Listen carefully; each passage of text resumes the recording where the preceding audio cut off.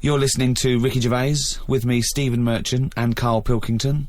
Now, you probably know me from such works as The Office and Extras, Stephen being my co-writer and co-director on those things. For those people who are not so aware of Karl Pilkington, he was our producer, sort of given to us when we first started on XFM, and you're thinking, well, why are we doing a podcast? Why are we doing a podcast for no money? Is there no money? No. It's free, innit? It's free download. But this is what I'm here to answer. It's because I like to be in a room with Karl Pilkington. You know, like some people go and help sort of chimps. Do they? Yeah. Well, they go to the jungles and things. And help out little sort of endangered Diane species. Fossey or whatever. Exactly. You're very much the Diane Fossey of the Manchester scene. Of the little bald mank world. And Karl Pilkington is an ongoing experiment for me, because I've seen him blossom from an idiot into an imbecile. And I want to see it through. Look at the way he's looking at us through the glass. Look at that. He's got a perfectly round head. And that's why I'm doing this podcast, or bodcast, as I'm going to call it in his honour. Little round-headed bod-type freak. If you're not familiar with Bod, we can maybe put up a picture of Bod, the popular cartoon kids character. Go to rickygervais.com and you will see a picture of Karl and a picture of Bod. And you draw your own conclusions as to the likeness. Karl, what do you think about all this? That's alright. Are you excited by this new technology? What? Podcasts? Yeah, exactly.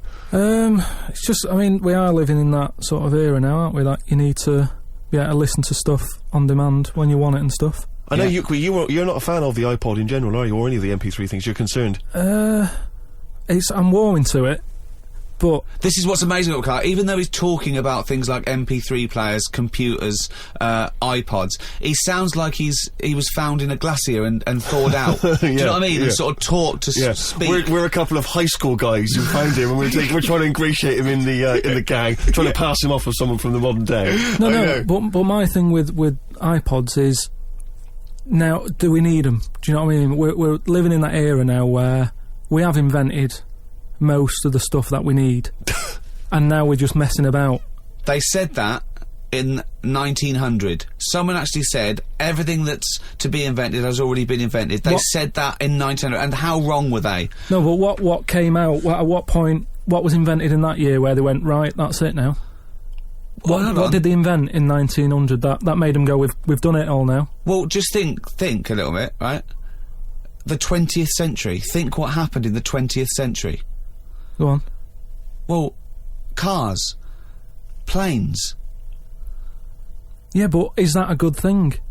Planes and that. Do you need a plane, really? Wouldn't it have been better if we all stuck where we should be instead of travelling about? War. Well, look, war's happening, isn't it? Because everyone's saying, well, now we can fly, we'll go over there. So there were no wars prior to the invention of the aeroplane? Not like there is today. Right. But what I'm saying is, the world's got smaller on it, everyone's saying that, right? Yeah. The way I was saying to you the other day, we now go to places where we shouldn't go. People go on holiday to places where you've got to have an injection before you go there. Yeah. Forget it then. That's a warning. Don't go there. I'm with you on that. I don't want to enter a country where I have to have an injection to stop me from dying while I'm in that country. Right, I totally agree with you on that. So what happened is, they invented the plane, and it's like, oh, let's go on holiday, and then they go, oh, to die now. Oh, well, you've got to invent something. Let's invent an injection. And then it's like, right, well, what else do we need to go to that place? There's a lot of faffing. So what I'm saying is... Is that a place? A lot of faffing? What I'm saying is, Steve's travelled more than I have. You've been to, like, dangerous places. I've been to places where you need injections, yeah. Yeah, but why? Because it's fascinating, isn't it? Don't you not believe in that idea of travel broadens the mind? It makes you experience other ways of life, other ways of thinking. It just enriches you as a human being. That's the whole reason people go travelling. But since the invention of the telly, you don't have to go that far to see it. You're absolutely right. So there you go then. The telly was the 20th century, wasn't it? Yeah, it's pretty good. So where would you stop then? You'd stop making stuff now? Stop inventing stuff right now? Or do you think we could carry on for another 5 years, see what comes up, and then just draw a line under it all? Well, again, we're just messing about, and but there's still things to do, isn't there? I mean, I know, I could throw things up, you can always get an answer about it, but, a cure for cancer, a cure for AIDS. Yeah, but should we mess with that? What do you mean? Because there's too many people in the world as it is, isn't there? So, that's a way of controlling it, so that, like, look at London, right? It's overpopulated. rent keeps going up because there's more and more people surviving, right? You let them die, it's going to even itself out. See, I was saying to someone the other day about maybe we should look at, if we're going to invent something, right, forget, like, the traditional way of people having kids, right, the way they, you know, have it away and that. You know, What do you mean? What do you mean? No, you know, like, the way that, you know, we have kids and stuff. If it'd be good if what happened was to control it is if man and woman, right, they're born and that, they enjoy their life, they learn a lot, they live to be about 78, I think, by that point. So specific. Yeah, 78, No, yeah. but by 78, I reckon you've sort of got to that point where you go, do you know what, I've done everything I'm going to do. If you haven't bungee jumped by the time you're 78, you're not going to do it. You know what I mean? So it's kind of like... Your hips have come off. You've done it all now, so I've had my innings. Yeah. And then you die, right? So, say if everyone had that, they live to be 78. But then, just as you die... They give you the bumps. You get... You have a little baby inside you, and as you die, your life carries on. Sorry. How is this happening? Sorry, are you mental? No, but don't you think... I mean, what? I've never heard such drivel. You're saying that, but if Newton said it, you'd go, interesting. That's what annoys me. The point is, Karl, he never would. No, He'd never say it, that's the point. But if you never say it, I don't understand what you're talking about there. What? How was it? How is there a little baby in a 78-year-old? No, what I'm saying is it's like an apple, where the apple grows and it's got its little baby pips in it, and the apple goes and the seeds are planted and a new one's born. But that's what happens. But that is what reproduction is. Yeah, but I'm saying babies aren't being born left, right and centre. It's controlled, so that as someone dies, someone's born. But Karl, stop. Whose responsibility is Look, this? if you don't want to do it, we won't do it. But is it supposed to be nature? Has nature got to develop humans so that we act that way, we live that way, or is this a scientific experiment?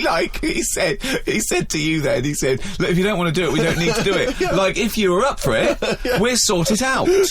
We can do that. We'll have a wit round, so we can do the research. I just think, at the end of the day, we've got to do something. And is anyone keeping an eye on this and looking at what we can do next to control the population thing?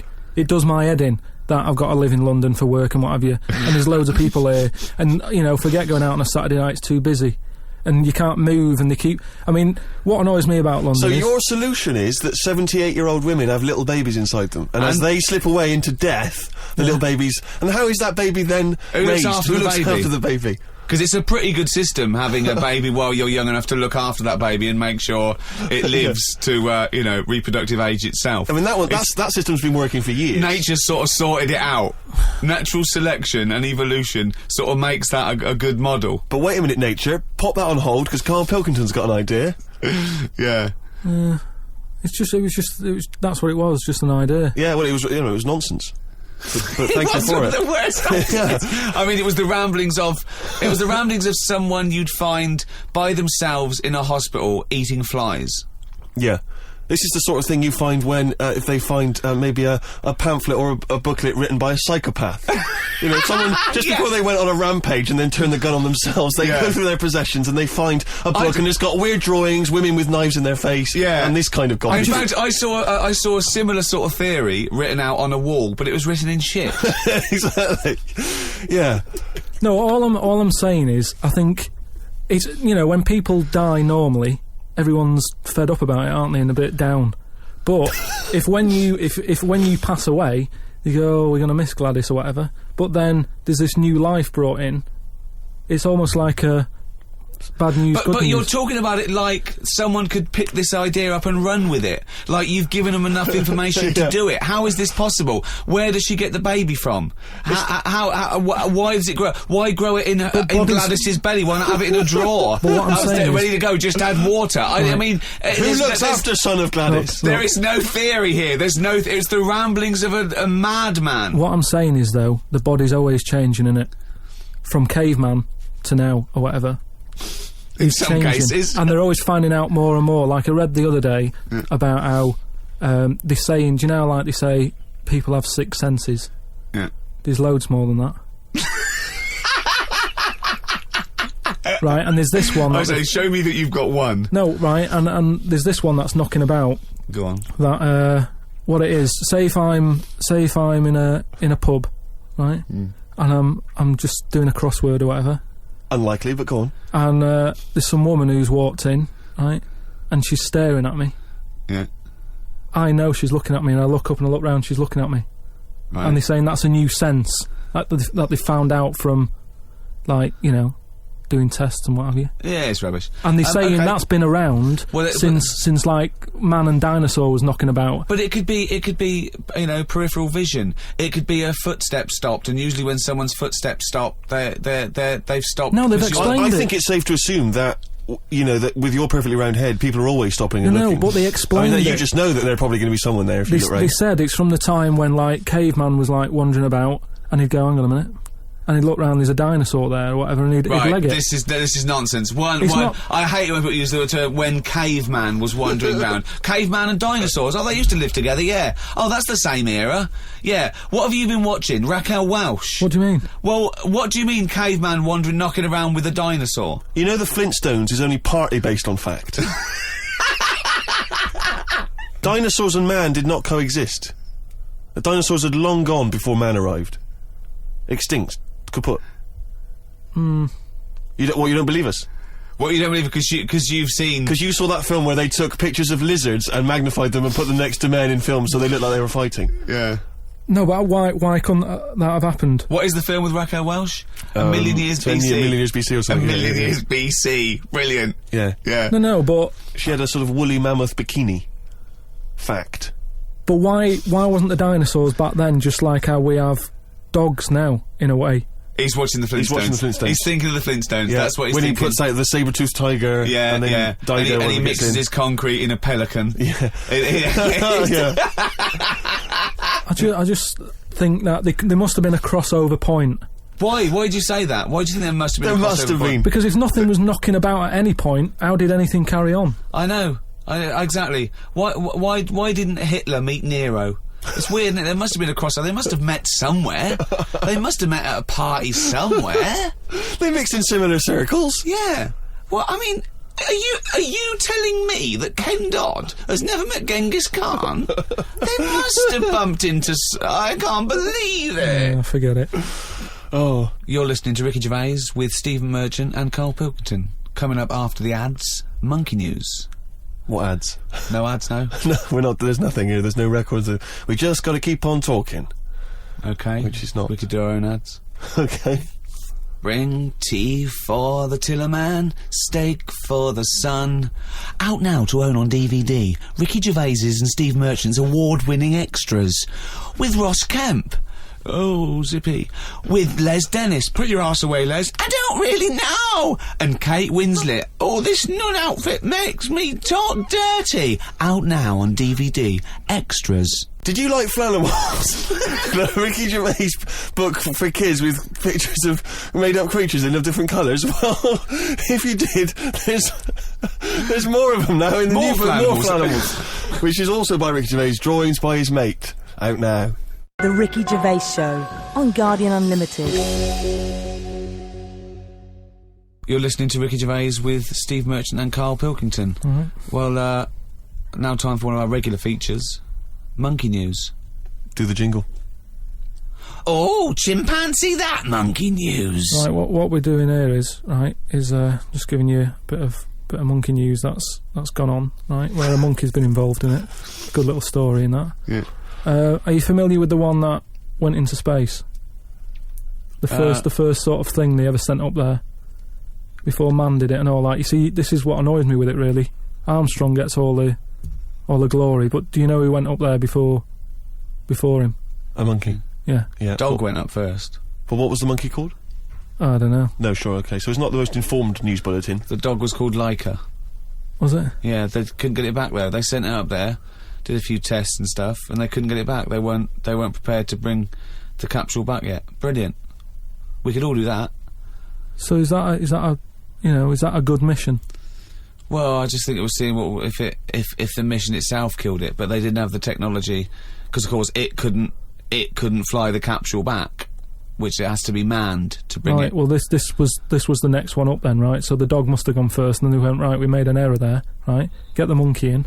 And what happened is they taught it what buttons to hit at the time that it needed to hit them, And the way they did this was like give it bananas. It was like hit the red button, and it hit the red button. They'd give it a banana, Right. and they go right. Reverse is the green one. Hit the green one, and then they do that and go there's a banana, and then they go right. Hit reverse, and it go and get a banana. Hit the red. So it was taking commands on like headphones. Right, but how were they Is giving it that the how you banana? learn to do radio? How were they giving it the banana? What do you mean? No, Well- this is before it went. You right. wouldn't just go and put a monkey in it and go, there you go, get on with it. They'd sort of put him in one of them capsules that you get, Yeah. and they were on headphones. I don't believe this happened. Well, I'm telling you the story now. So the monkey I don't sat... think they trained it to do anything. I think they sent it up there and he put electrodes coming out of it to No, see what It wasn't it's- any of that. They did a thing like they do, like they can with animals. If you give something, like a treat, you can teach it how to do it. It's just like a dog, isn't it? It's called Pavlovian conditioning. However, that was to see if it would salivate or go over to a particular corner, not if it could control a spacecraft. Next one up. It's the next one up. As far as the monkey's not sat there going, oh, I'm a bit under pressure here, it's a rocket. All that's knowing is, I'm getting a banana if I hit that button. That's all the monkey's thinking about. They wouldn't put billions of whatever. space But dollars. how can they be sure that it's going to press the button at the right moment? Because it's got headphones on. They're telling it. It's not like just, you have now. it's not like willy-nilly. It's not just like pop it in there and Willy-nilly, see... who's see- that? But what's to stop it from just hitting it any old time? Because it's a monkey and it's Because not a human. Because he's trained now. But Oh, he's anyway, trained. so He's fully listen, trained, yeah, go So on. what happened is, anyway, Oh, this is absolute rubbish. they pop the monkey in there. Yeah. He's got his headphones on. They're going, right, hit the green one. And I think there's something there that a little banana comes out to keep the same... No, you're making this up. I'm not, it's the same... There's no way that they made a Right, so spacecraft they can- that had a banana dispenser. Right, There's so- no way in this world that they made a spacecraft that could go into outer space, right? So what- so manned you're- so by a you're- monkey with a banana dispenser. So you're saying that it's easy to send something up to space, but you don't believe there's a little banana machine?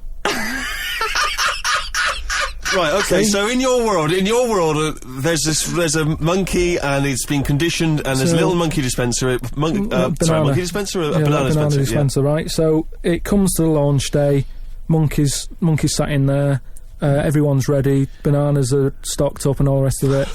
They go, right, hit the green button.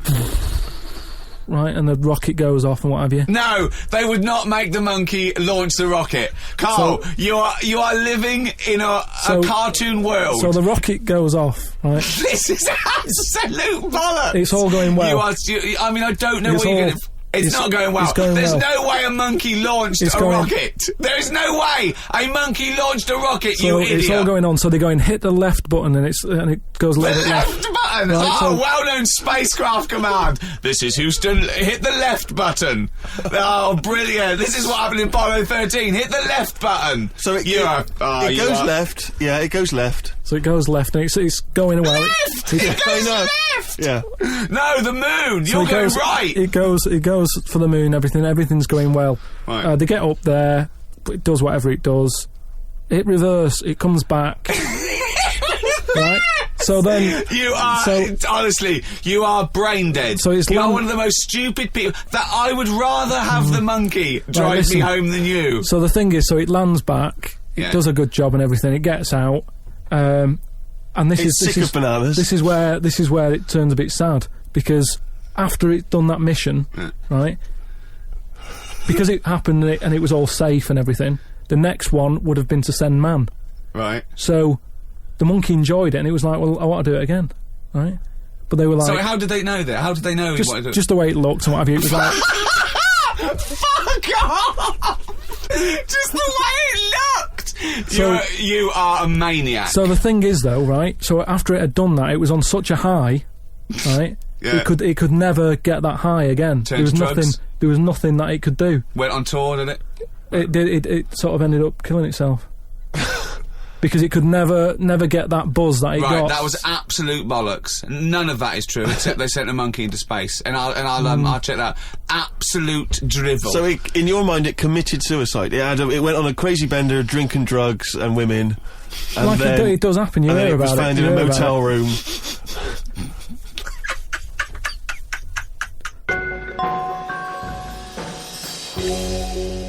Right, do you know, like, you don't believe in, like, scary stuff?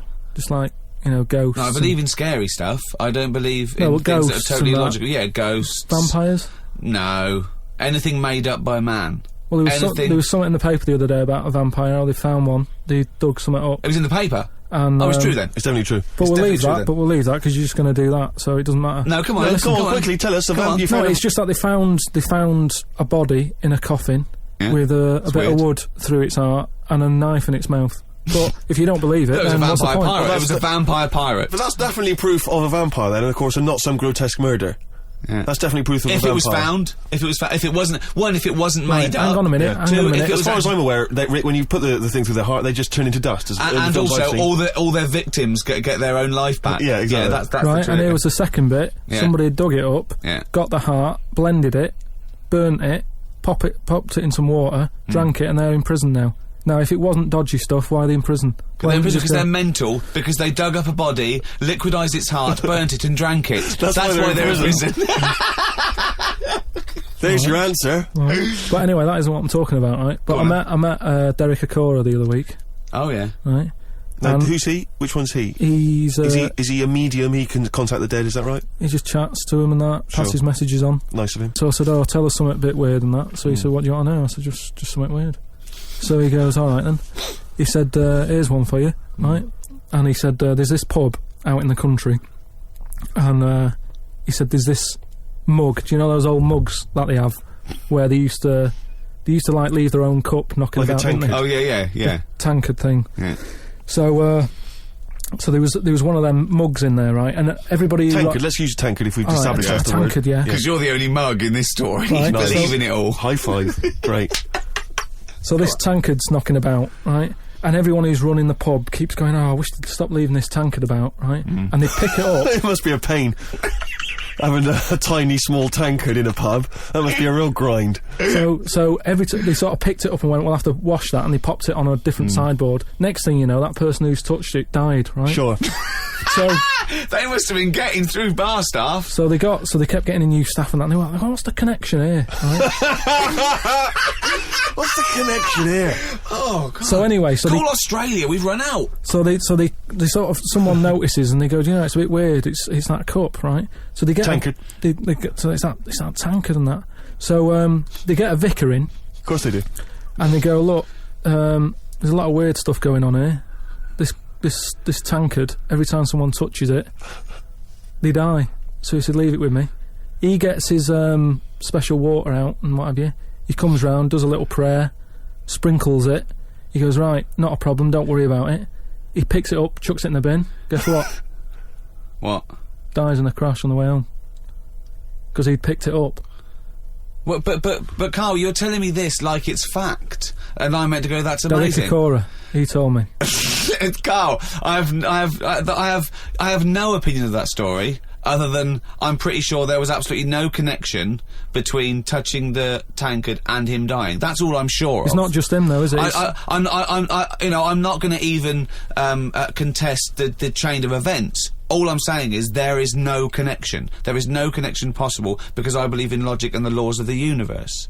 So when you're telling me miracles and strange things outside coincidence, you may as well be telling me about the Tooth Fairy and the Easter Bunny, because they're equal to me. That it's ludicrous. It's absolutely ludicrous. So what would it take though for you to go, "Oh, I'm actually a believer now"?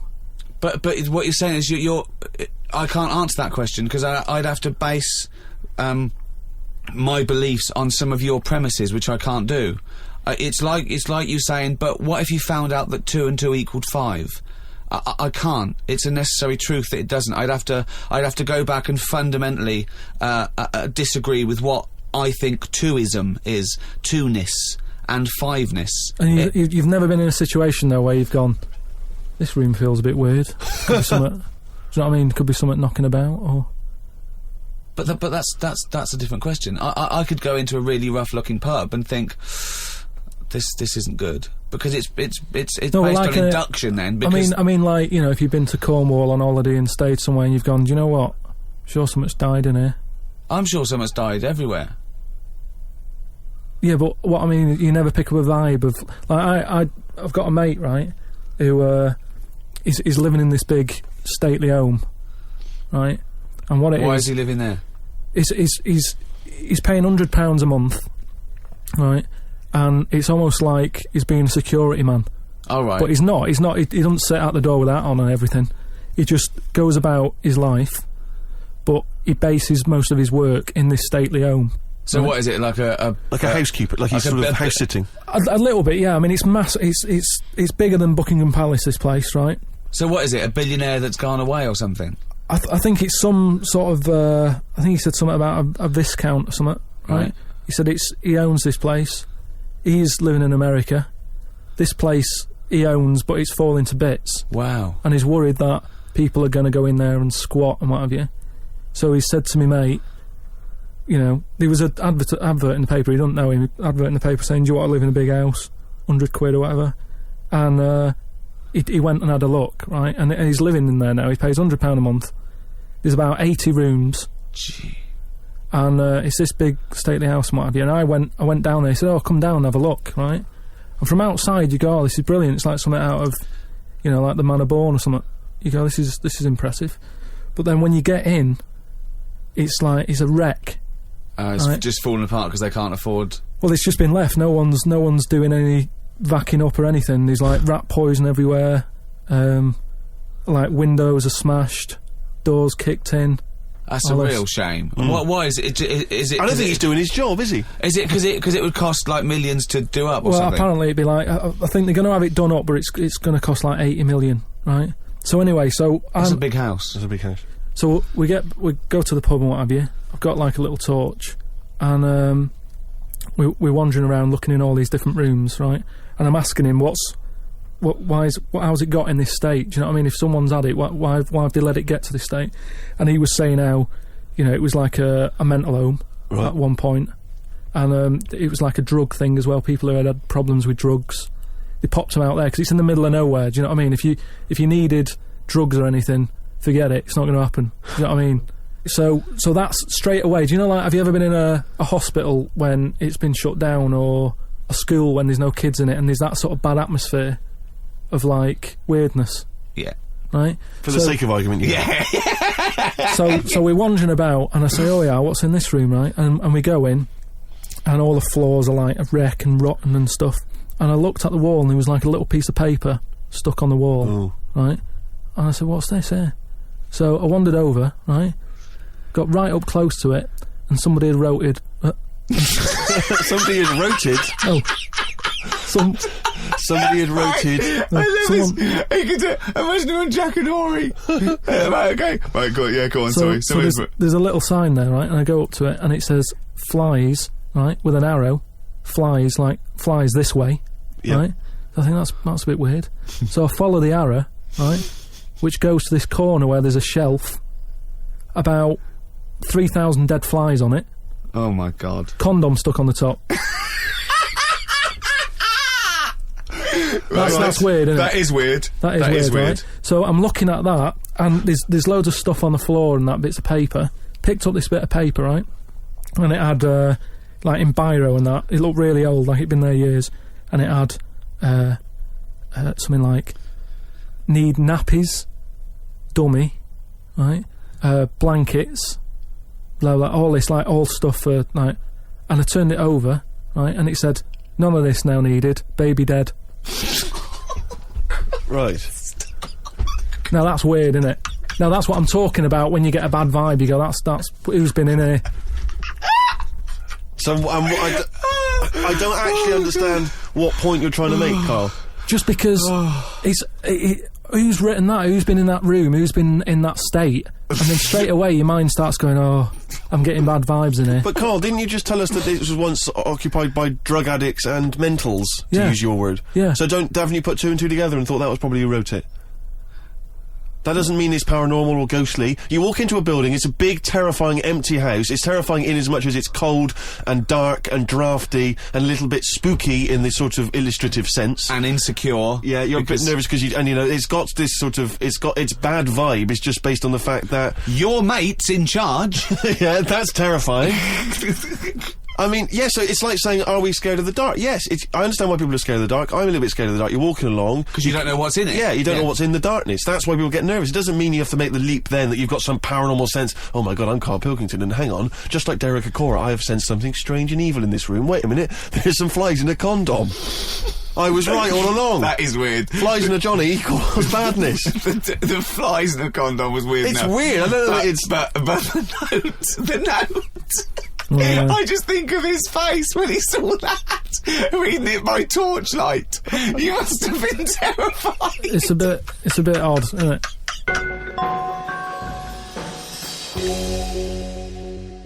Thank you very much indeed for listening. If you'd like to get in touch with us, either myself or Ricky, or you've got something to send to Karl, then you can email us at podcast@rickygervais.com. I'd just like to say thank you to both The Guardian for sponsoring this and Positive Internet for hosting this podcast. Both great. The guys at Positive Internet know exactly what they're doing. They're my kind of people, as is The Guardian. You weren't contractually obliged to say that, were you? It just sounded... No, it's what I think. Just what I think.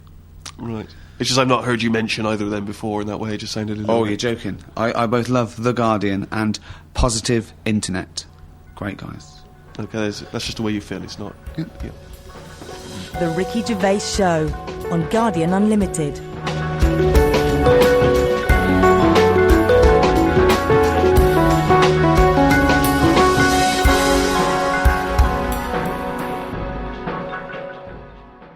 Hello, welcome to another podcast of the Ricky Gervais Show with me, Ricky Gervais, Steve Merchant. Hello. All right.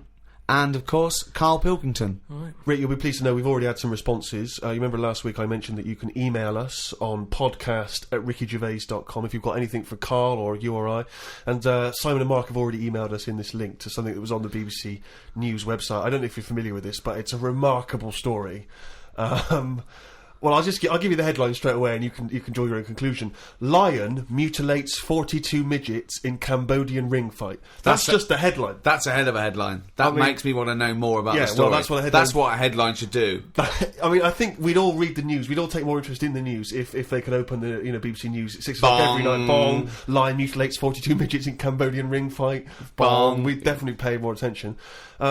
So this is the story. It's just extraordinary. Spectators cheered as entire Cambodian midget fighting league squared off against African lion. Now, I didn't even know there was a Cambodian midget fighting league. You're an ignoramus. Everyone, of course, has heard of the CMFL, which is genuinely what it's known as in Cambodia. Now, like you, I don't know who the Cambodian midget fighting league are normally fighting. I don't know what tournaments... I assume it's each other. Well, I assume each other. It's midget fighting, then? Yeah, well, let me just give you more information, and then we can dissect it afterwards. Tickets had been sold out 3 weeks before the much-anticipated fight. The fight was organised when an angry fan contested Yang Shamoni, president of the CMFL, claiming that one lion could defeat his entire league of 42 fighters. So this bloke is going to the president and going, I reckon a lion could get all your midgets. I reckon he could destroy all of your 42 midget fighters. Now, apparently, Shamoni, the president of the CMFL, he takes great pride in the league, and he's conveyed in a recent advertising campaign that his midgets will take on anything, man, beast, or machine. Now, I don't know what kind of machine, again, midgets are fighting. But don't the midgets have a say in a this? Washing machine. I don't know. The midgets going, all right, keep it down. No, they will fight anything. Well, we won't fight anything. We'll fight each other. We're sort of like equally matched.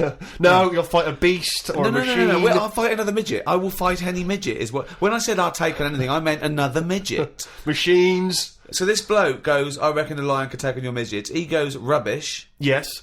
And that is why an African lion was shipped in especially for the event, which took place a couple of Saturdays ago, in the city's Colosseum. I mean, they've got a Colosseum, Rick, which is already brilliant. So hold on, this is sanctioned by the city? Well, the Cambodian government allowed the fight to take place under the condition that they receive a 50% commission on each ticket sold, and that no cameras would be allowed in the arena.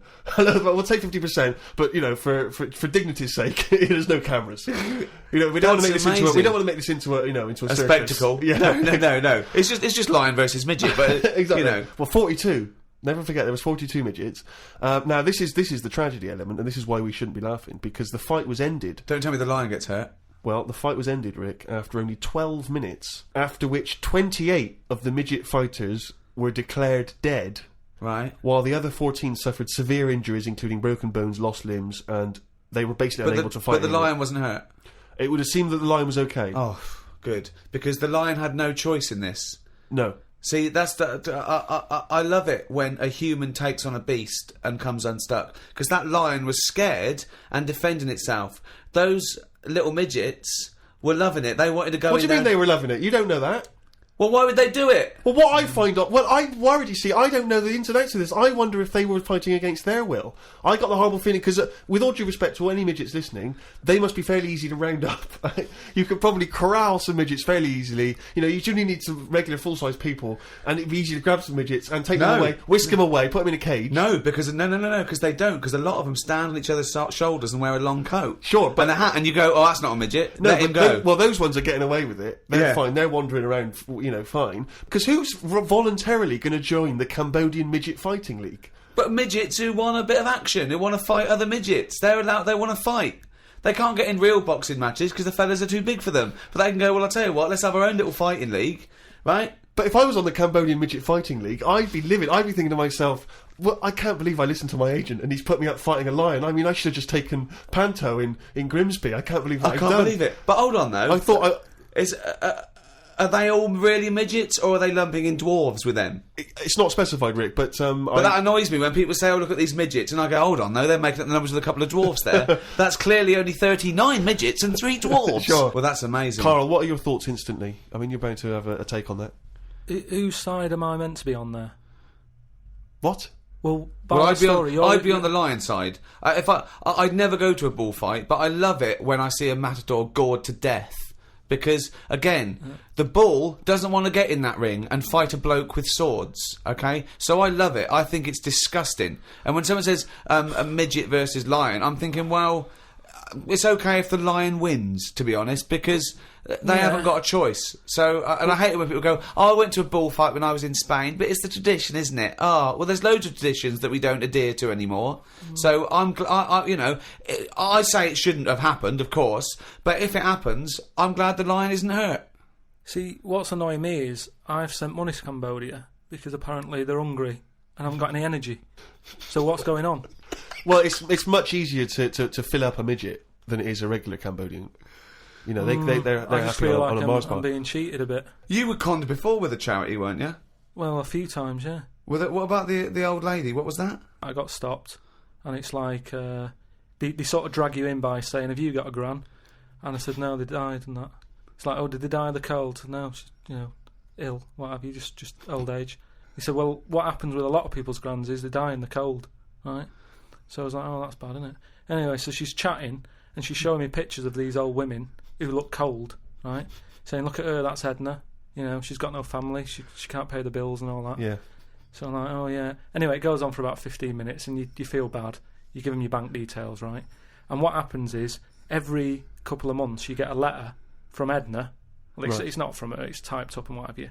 But there's a picture of Edna, right? And it's saying, "Oh, this December, Edna's going to be extra cold. It's cold outside. She can't afford to pay the heat and what have you." Yeah. Keep going, right? So you keep paying every month like £5, whatever. Get another letter a few months later, right? Edna's sat there. She's got a tan. What do you mean she's got a tan? Well, when they said, she's cold, I thought they meant for the heating, not to send her on holiday for a month. She sat there with a tan. I'm not joking.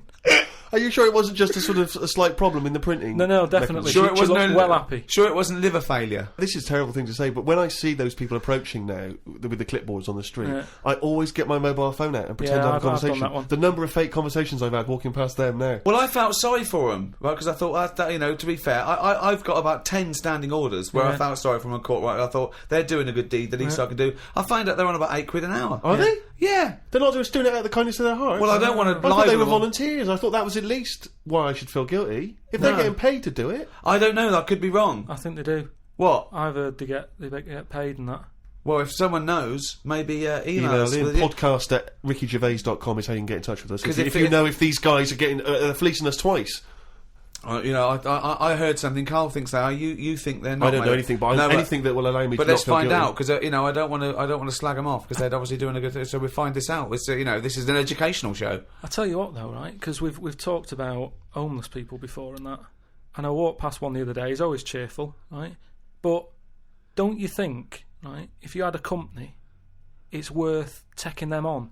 Because they never have a lie-in. Brilliant. I'm finding it quite exhausting now, because a lot of the homeless I've encountered recently, they're not even after my money. They're just looking for conversation. While I was walking along the other day, and I don't know what you're supposed to say to this, we were both walking, happened to be both passing a Chinese restaurant. He glanced in, he looked back around to me, he went, woman in there with 3 phones, 3 mobile phones. Why does she need 3 mobile phones? Got nothing to say to that. Got no opinion. Got absolutely no opinion of it.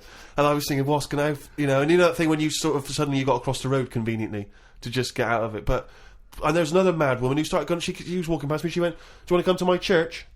I went, no, I don't believe in God. She went, do you believe in God? Oh, 20 minutes. Conversation, 20 minutes. It was unbelievable. I got to a point where I was so angry with her, I was shouting at her from across the other side of the room. I was the one who sounded like a nutter, going, there isn't a God! But you see, when does it become, like, bad to avoid people like that? Do you know what I mean? Because some people say you shouldn't, that they're people like us who've just had a bit of bad luck. Well, of course they are. Yeah, I know, but I remember one on our estate, right? And she was a bit... What's the word that you can use? Because I don't want to offend anyone. But I'd say, but sort of mental homeless.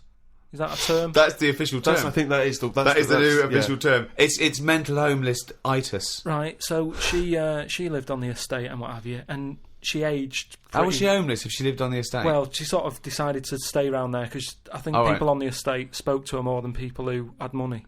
Do you know what I mean? Really? I was going to say, why would she choose an estate not to live in, as opposed to a walled sort of lovely community? Yeah. Why not go to St John's Wood or... Yeah, or I'd hang around in maybe, say, the Maze in Hampton Court. Exactly. No one's expecting to see a homeless person as they're trying to find their way around. Well, imagine the cash you'd make during the summer. The rich sort of Victorians used to keep sort of homeless in there as a little folly, and they used to pay them at the end if they stayed there for like 3 years. What do you mean? Would they pay? It was fashionable to have a little homeless little hobbit in your outhouse. Seriously. And what did they have to do anything for their money? Run, dance, no, they just had to tigers? be there. No, they had to be there when they brought around. They go, look, that's our little cat weasel fella right. living in our folly. Yeah, and then they got money, at the end of it. There's just like really rich sort of Victorians and stuff. That's a great idea. They should definitely bring that back. Because, you see, I would give a lot more to shelter and those kind of charities if I could have a homeless guy come in and do my bidding. I could make him dance. And they had a really long beard and rags. Exactly. Yeah. And I could just make them do dances for me, or, And he was somewhat magical, possibly. That would go, riddle-me-dee, fiddle-me-doo, what is my name and who are you? Exactly. Yeah. And then, But anyway, so this mental There's a little idea for shelter if anyone's listening. Yeah. Mental homeless woman on the estate. And what she used to do... Right, she acted quite normal, and she used to always push like a pram around with her, right? And everyone was like, she can't have a kid, can she? Right? And she was dead happy every day. She was up and down, walking up and down the road. Anyway, one day she sort of walked past, right? Turned round and looked in the pram. There was a bucket with a face on it.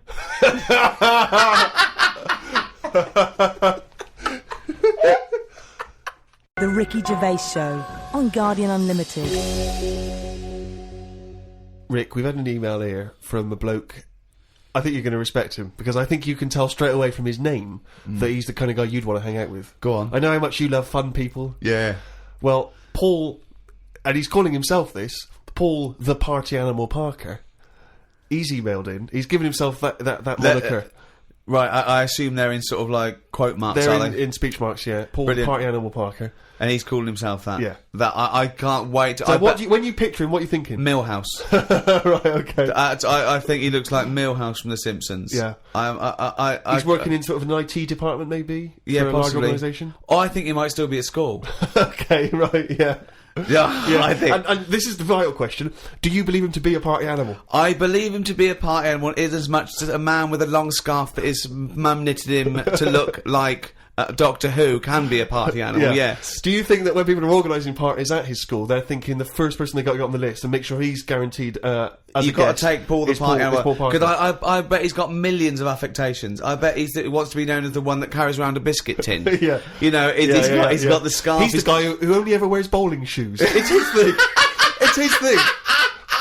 He's a little bit kooky, it's his thing. But thank you very much indeed for your contribution. And it is fairly interesting what you sent in. He's found this on the web. I don't know why he's felt an affinity with this particular inventor, but anyway, there's a Serbian man who has invented a sex machine for women, and he's appealing to Western women to test his device. He's from a town in, as I say, in Serbia. I guess Serbia. I guess that's right. Is that right? Well, I don't know. What does it say? Well, it says a Serbian man, but is it called Serbia? Yeah. Yeah. What was all the Croatia-Serbia thing? Well, it doesn't matter now, does it? Okay. It doesn't matter now. It does to them. Otherwise they fought for nothing. What the hell do we know about world events? I mean, how long did that go on for? Months, I don't know. wasn't it? If they're inventing new countries, they can't expect me to keep up with current trends, can we? Anyway, this Serbian man has invented a sex machine for women, and he can't find any Serbian women to try it out, so he's looking now for Western women. He's taken out a patent on the ultimate sex machine. It runs on a 390-volt electric engine, simulates sex, and has a 7.5-inch artificial penis. He said, "My sex machine has an artificial penis that can make up to 180 moves in a minute." Now, I don't even know what that means. 180 moves? What? I mean, there's only really... Well, in and out, it's I in imagine. And out. It's largely the function. Unless I've been doing it what wrong. he's all done. these months. What he's done is he's put a dildo on a Black & Decker. A man can only manage the intensity of movement for about 5 seconds normally, but this machine can do it for as long as the woman wants. But anyway, so he's looking for a woman who will test this out. But what I love, as soon as I read this, I was thinking, it's just imagining there going, "Oh, thanks for coming in. Yeah, okay. So there's what's going to happen is there's a penis that's going to pop out from here, and it's going to have sex with you. I'm going to stand behind the machine." I've got to stand behind here. There's a lot of dials and stuff. I don't want to bore you with. Well, why do you have to stand behind it? Just I can't. It's technical stuff, but I got to be behind the machine. But there's no penis on the robot at the moment. It's just a hole. Don't worry. What'll happen is I'll switch the machine on. I'll go behind, and then a penis will appear. Will it be like a metal-looking penis? It will be a robotic penis, but it will seem like it's a regular fleshy human penis. So you're gonna So you're gonna go behind this robot, go behind the machine, disappear, yep. And then a fleshy-looking penis is that going will appear through the hole when I switch the machine on. Okay, and that'll be the real robotic penis. But you won't see me for the duration of your sexual So encounter. you've made this sort of like robotic penis look really realistic. It's really realistic. You will not be able to tell the difference between, say, the robot one and mine, for instance. I don't want to see yours. No, there's absolutely not. Because I've not come around here to have sex with a person. I know, you've come around to test the machine. Yeah, and that is exactly what you're going to get. Okay, a piece of mechanical action. But what is the idea that on the front maybe he's painted a picture of a robot's face. Yeah. And then when the machine begins, you know, rather like in one of those horror houses, like a kind of mansion in a spooky film, the eyes of the painting, they'll move. And the real eyes will appear, just staring out. But I don't think I can have sex with this machine unless you're actually in the room, just in case anything goes wrong. No. Don't worry, I'll be behind the machine, it'll be fine. It'll be safe, not a problem. Okay. But anyway, so yeah, Paul the Party Animal Parker sent that in, and knowing him, there'll be plenty more coming like that in future weeks. Karl, what do you think about that? The machines and that. Yeah. Well, they've always been sort of... I mean, to a lot of people, sex is important, isn't it? You know what I mean? Not to you? Well, it serves a purpose. What purpose? No. Because you don't want to have kids, so what purpose? Just you know... Something to do in the evening. Something to do, innit? When the telly's broke. But for years, like, they've found stuff, haven't they? Machines from, like, Roman times, similar to that setup. No machines in Roman times. Like that, though. The old sort of knob on a stick machine thing. The old Roman knob on a stick. I'm sorry, but I watch Aqueduct. Time Team every week, and Tony Robinson has never done that. An old knob on a stick machine. I just think of Julius Caesar sitting down and go, "Okay, aqueduct, we love that. Yeah. Thanks for that. Straight roads, good idea. We can see the enemy coming. What have you got there?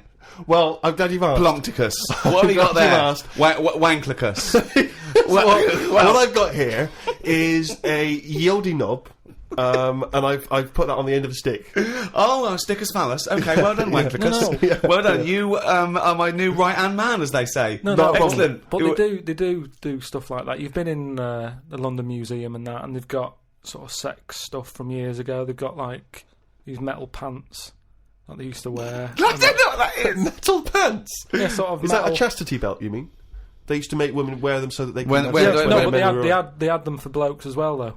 metal pants for blokes. Yeah, Why? just- So he had a little lot. So if Eve was away, he couldn't play away from home, and if he was away, she popped on a little. No, I just think they sort of like sexy metal pants. What? Oh, I don't know what you mean What with are you sexy talking metal about? pants. Well, they'll have to look because I haven't got it in front of me. It's just something I remember seeing, some sort of sexy metal pants that I used to wear. But what are you saying, sexy metal Carl, pants? they that always was had not to British Museum, that was Soho. No, what I mean That was is Old Compton Street. You were looking they in the always shop had to window. be ready for like battle and that, but these were a little bit sexy but protective at the same time. I love that. Right, I'll have to look into I love it. the I'll idea have to- that that's all you remember from the British Museum. So Lancelot, are you ready to face the Black Knight? Yeah. What do you think of these? Huh? What do you think of these? Well, I don't really care. Just I just want to look good on the battlefield. Well, they're both protective. Will there and- be women watching, cheering us on? Well, you're not going to fight like that, are you? What about your I'm going to wear nothing except these sexy metal pants. But what about your chest is exposed? no, Nothing- well, it's a good chest. I'll be working out. Yeah, I know. But what I mean is, you want metal I've all actually over. been lifting up the round table every week. I just work out, do that about 4 times a day. But that machine, right? Why did it have to be a woman, or could they have got a little gay fella in? I Let don't me know. just check. It doesn't actually specify the small print here. I love that. Why do you want to see a little gay fella be? I don't know. I don't want to see it. I'm just saying they're sort of more. Carl? Why do you want? I don't wanna see Why it. do you want to Don't wanna watch a see it. gay man get buggered by a robot? I wasn't the one typing in gay machines on the internet, finding stuff out about them. It's not a Steve game was. machine. You just made it into a game machine. Yeah, he wanted to pleasure women with this machine. Oh. You're saying, can I see a little gay fella get a robotic cock up his arse? You're the one requesting that, Karl I don't want Pilkington. that. I'm just saying that. You're the one that want to see gay men with metal stuff up their anus. No, what I'm saying is they're more up for a bit more experimentation than. What are you saying? Why is that the case? Why? Why'd you say that? No, just they just butt plugs and that. I mean, what I'm saying is. What, you can't just say butt plugs and that. I'm just saying that I reckon they'd be up for it. What That's do you know I'm about saying. butt plugs? I don't know anything about them. I just remember seeing an advert for some once in a sex shop. What are you doing? What are you doing? No, I wasn't. I was just walking past. I was walking past the sex shop and that, and Your you know, eyes you're sort of glancing, looking. glistening. Why were you walking past a sex shop? Just because I was on the way to work and that, and I passed one, and there was a little sort of one. It was open early, which I never understood. Right, it was about 8 o'clock in the morning. Right, and I Who's thought, rushing out for butt plugs that early in the who morning, needs them now? Right, but I I sort must of get had a bagel and some poppers on the way to work. But I walked past it and it had like a little post-it note or postcard type thing, and it was like, pop in now, buy an item, chuck in some free butt plugs. And I didn't know what they for. I'd never heard of them before. But all I'm saying is I've since found out what they do with them. What And do if they they do with them? do that with them, then Yeah. give them a go on that.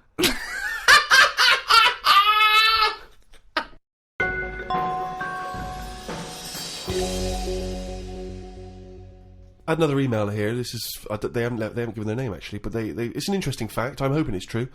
America's first nudist organisation apparently was founded in 1929 by 3 men. Now, what intrigued me when I read that is the fact that it's clearly 3 blokes just trying to meet some nude women. They're all 52, balding, Exactly. with little sort of those gold rimmed glasses. Yeah. Yeah. And they're just wandering around, and it's all quite saggy down there, and they're just knocking on doors saying, we've just set up an organisation, it's perfectly above board, completely Yeah. legitimate, it's a nudist organisation. You got any women in there that want to come and join us? Because Well, we haven't not got any really. female members at the moment. Got any women in there interested in, volleyball or trampoline? I can't be doing with it, me. You hate nudists, don't you? Nudists. I don't understand what it's all about at the end of the day. And here's something, right? Do you know, like, when you're a bloke nudist, right? Do you ever get any who just have, like, a small knob? I don't know. I don't understand the question. What's that? What's your point? Well, are there any blokes who are knocking about who just have a normal-sized knob, or maybe a bit smaller than normal, who are happy wandering about showing off what they haven't got, if you know what I mean? I don't think nudists are just doing it because they're so proud of their knob. No, but there's got to be a little bit of that in it, isn't there? Why? Say like Jonathan Ross, right? He's nipped to see you now and again and what have you. He's what? He sort of nipped in to see you now and again. He's always happy getting his knob out because he's known to have this big knob, right? What So do you mean he's showing known? it off. Why is Jonathan Ross known to have this big knob? No, he just talks about it a lot, doesn't he? He's always saying about, but you'd like this, wouldn't you? And all But that's that. like me. I'm known for being a great lover. I say it a lot. It's clearly not the case. What Yeah, evidence but- have you got that he's got a big? No, knob? but the difference is he's happy to keep getting it out. It's different, sort of me walking about going, I've got a big one and all that, and then but no one ever sees it. But Jonathan sort of, he's always getting it out, isn't he? Have you seen him get it out before? I saw. Well, he did get it out, but I wasn't looking. What do you mean you weren't looking? How do you know it was out? Just because he sort of was moving it about and that, and I could sort of So see. you- No, I wasn't looking though. It was that sort of thing where you can see something moving about, but you're like, I'm not looking at it. What, like an owl seeing a mouse? It just, what I mean, it doesn't matter. All I'm saying is. So no, let's get back to this. You remembering vividly Jonathan Ross's penis? No, Yes. I don't mean that. What But I mean, why were you looking at his penis? I wasn't looking though. Well, I'm it was just saying- clearly not meant to be looked at. I'm just saying, most blokes who, nudists, they must be pretty confident in themselves to, getting it out. And I wasn't looking. It's just that. I mean, I looked once. Okay, what was it like? What? Sorry, you looked at Jonathan's once? No, or- Yeah. I was looking at another one. What? At the same time? No, Why no. are you looking at loads No. of men's What's penises? going on? No, Where are you because hanging it's out? natural. This? It's natural. That's what I'm saying. What do you mean? This As a is bloke- Carl takes a sneaky look at No. menscocks.com. No, what I'm saying is, it's Where natural. was this happening?